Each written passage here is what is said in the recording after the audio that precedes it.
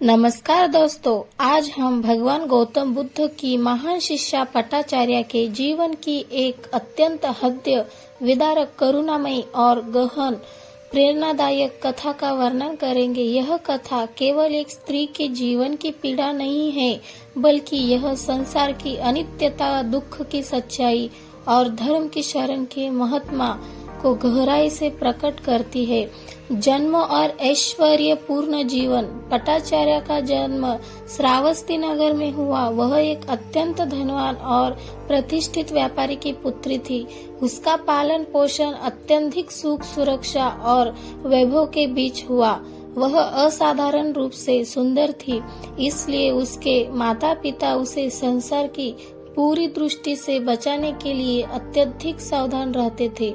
उसे 7 मंजिला भवन की ऊपरी मंजिल में रखा गया। चारों ओर पहरेदार नियुक्त किए गए ताकि किसी भी प्रकार का संपर्क बाहरी संसार से न हो सके, परंतु भाग्य और इच्छा की गति को कोई रोक नहीं सकता। इतने कठोर पहरे और नियमों के बावजूद पटाचार्य का हृदय घर में कार्य करने वाले एक युवक की ओर आकृष्ट हो गया। समय के साथ यह आकर्षण प्रेम में बदल गया। जब माता पिता ने उसके विवाह का निर्णय अपने समान कुल और वैभव वाले युवक से किया, तब पटाचार्य ने इसका विरोध किया। अंततः समाज, परिवार और ऐश्वर्य को त्याग कर वह अपने प्रेमी सेवक के साथ घर से पलायन कर गई। दोनों में नगर से दूर एक छोटे से गांव में निवास करना शुरू किया। अब पटाचार्य का जीवन पूरी तरह बदल चुका था। जो युवती रेशमी वस्त्रों और दास दासियों के बीच पली थी, वह अब खेतों में काम करने लगी। पानी भरना, लकड़ी लाना, भोजन पकाना और घर की सारी कठोर जिम्मेदारियां उसने स्वयं निभाई। वैभव का जीवन पीछे छूट चुका था, पर प्रेम के सहारे वह सब सहन कर रही थी। मातृत्व और भय। कुछ समय बाद वह गर्भवती हुई। तब उसके मन में अपने माता पिता से मिलने की तीव्र इच्छा जागी। उसे लगा कि माता पिता अब उसे क्षमा कर देंगे, परंतु उसका पति भयभीत था। वह जानता था कि समाज और परिवार का क्रोध भयानक हो सकता है, इसलिए वह मायके जाने को तैयार नहीं हुआ। पटाचार्य का मन बेचैन होता गया। अंततः एक दिन वह अकेली ही अपने मायके की ओर निकल पड़ी। उसका पति पीछे पीछे चल पड़ा। रास्ते में ही उसे प्रसव पीड़ा हुई और उसने एक पुत्र को जन्म दिया। परिस्थितियों के कारण वे वापस अपने गांव लौट आए। कुछ समय बाद वह पूर्ण गर्भवती हुई। इस बार भी मायके जाने की इच्छा जागी, परंतु पति ने फिर मना कर दिया। इस बार वह अपने पहले पुत्र को लेकर अकेली ही निकल पड़ी। मार्ग में भयंकर आंधी और वर्षा शुरू हो गई। उसी तूफान में उसे दूसरी संतान का जन्म देना पड़ा। वर्षा और ठंड से बच्चों को बचाने के लिए उन्होंने अपने शरीर से ढककर बैठी रही। उसी रात उसका पति पास ही झोपड़ी बनाने के लिए लकड़ी काटने गया था। दुर्भाग्य वह एक विषैले सर्प ने उसे काट लिया और उसकी मृत्यु हो गई। एक एक करके सब कुछ नष्ट। अगली सुबह पटाचार्य अपने गांव लौटने लगी, परंतु घर पहुंचने पर उसे पति नहीं मिला। वह चिंतित होकर बच्चों को लेकर उसकी खोज में निकली। थोड़ी दूर पर उसे पति का निर्जीव शरीर दिखाई दिया। उसका हृदय शोक से भर गया, परंतु वह आगे बढ़ने को विशेष थी। आगे मार्ग में उन्नति हुई। अचिरावती नदी मिली। वह एक बार में दोनों बच्चों को पार नहीं कर सकती थी। उसने पहले छोटे बच्चों को नदी पार रख दिया और बड़े को लेने लौटी। तभी आकाश से एक कीट ने छोटे शिशु को मां समझकर उठा लिया।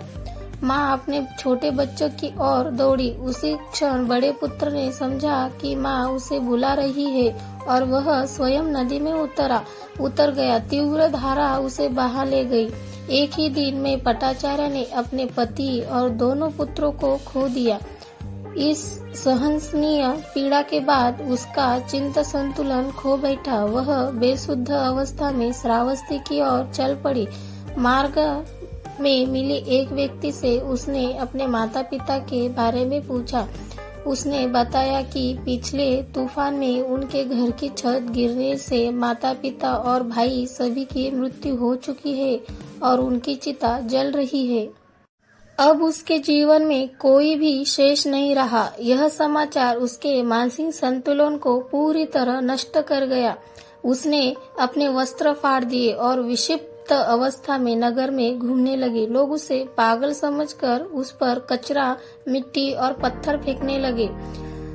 बुद्ध की शरण। उसी अवस्था में वह चैतवन विहार पहुंची, जहां भगवान गौतम बुद्ध अपने शिष्यों को धर्मोपदेश दे रहे थे। बुद्ध की करुणामयी दृष्टि उस पर पड़ी। उनके करुणा पूर्ण शब्दों से उसके भीतर चेतना जागी। उसने अपने नग्न शरीर का बोध किया और लज्जित होकर बैठ गई। किसी ने उसे वस्त्र दिया। बुद्ध के धर्मोपदेश ने उसके भीतर वर्षों से जमे शोक को शांत कर दिया। उसी क्षण उसके हृदय में सत्य का प्रकाश फैल गया और उसने स्त्रोतापन्न अवस्था प्राप्त की। भिक्षुनी जीवन और साधना। कुछ समय बाद उसने गृहस्थ जीवन को सदा के लिए त्याग कर भिक्षुनी दीक्षा ली। बुद्ध ने उसे विपश्यना साधना सिखाई। निरंतर ध्यान और अनुशासन के द्वारा उसे अपने मन को पूर्ण निर्मल कर लिया। एक दिन उसने देखा कि पैरों से बहता हुआ जल पर बहकर अलग अलग प्रकार से समाप्त हो रहा है। कुछ बूंदे तुरंत मिट्टी में समा गई, कुछ थोड़ी दूर बहकर समाप्त हुई और कुछ दूर तक जाकर विलीन हुई। इसी से उसे जीवन की अनित्यता का गहन बोध हुआ। गहन साधना के फलस्वरूप उसने शीघ्र ही अरहंत पद प्राप्त किया और अनंत निर्वाण का अनुभव किया। बुद्ध ने उसे भिक्षुनी संघ में विनय की सर्वश्रेष्ठ ज्ञाता घोषित किया। उसके मार्गदर्शन में अनेक भिक्षुनियों ने कठोर अनुशासन और साधना के माध्यम से मोक्ष प्राप्त किया। ग्रंथों में उल्लेख है कि उसकी शिक्षा से 30 भिक्षुनी अरहंत बनी। पूर्व जन्मों में की गई उसकी आकांक्षा इस जन्म में पूर्ण हुई और बुद्ध की भविष्यवाणी सत्य सिद्ध हुई। पटाचार्य का जीवन यह सिखाता है कि संसार का कोई भी सुख स्थायी नहीं है। यह एक ही क्षण में सब कुछ नष्ट हो सकता है। माता, पिता, पति, पुत्र और वैभव कोई भी स्थायी शरण नहीं है। सच्ची शरण केवल धर्म है। सबसे गहरे दुख से भी मुक्ति संभव है यदि मनुष्य सत्य और करुणा के मार्ग पर चले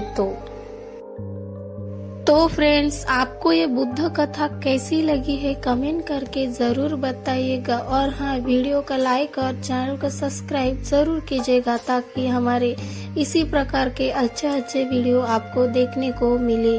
तो मिलते हैं एक नई कहानी के साथ। जय भीम, नमो बुद्धाय।